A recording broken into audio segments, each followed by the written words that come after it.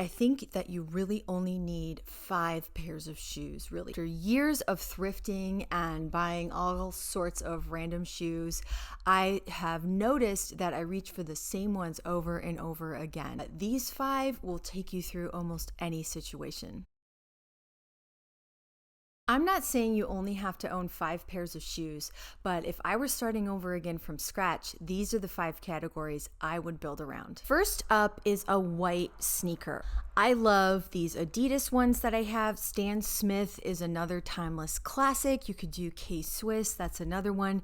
These are the shoes that keep my outfits from getting too formal.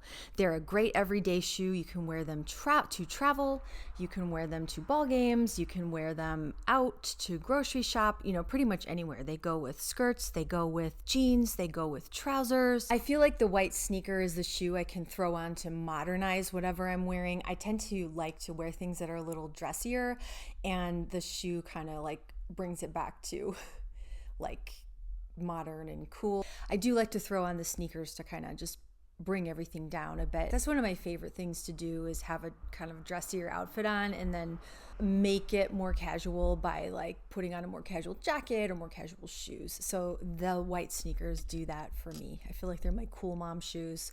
I think my kids told me they were my cool mom shoes. The second shoe is a ballet flat, almost like a Repetto style. I wish I had Repetto ballet flats, but these are from Land's End. They do a very nice ballet flat. These are the shoes that I wear when I want to look a little bit more dressed up or intentional. They still go great with all of my clothes, skirts, dresses, jeans, all of it. But they're a little dressier than the sneaker, a little more intentional, a little more feminine, and they have, of course, that like French je ne sais quoi as well.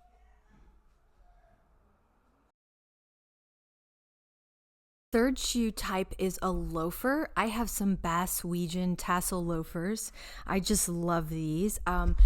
And I reach for these when I'm not sure what shoe to wear. They're a little chunkier and less feminine than a ballet flat, but they're more structured and formal than my white sneakers. And they're also very, very comfortable and timeless and classic. And just like everything else, I would wear them with absolutely anything, my skirts, my dresses. One of my favorite things is to wear kind of a preppy dress, like a gingham dress with these shoes. Also jeans, trousers. The fourth shoe is a tall boot. These are really my fall and winter everyday shoes. I find that one nice tall boot looks a lot better, more elegant than ankle boots, and it can just keep you a lot warmer on those really cold days. And I would wear these again with absolutely everything I own. I'd even wear them with this lighter summer dress that I have on. But trousers, jeans, skirts, all of it. One pair of tall boots can really cover a lot of shoe needs. And fifth one is a pair of classic timeless summer sandals. These are by Kajak. They are what everyone is wearing in Saint-Tropez, so they say. I love that they're feminine and classic, timeless, and comfortable for walking, and they don't compete with anything. They'll go with any of my summer outfits.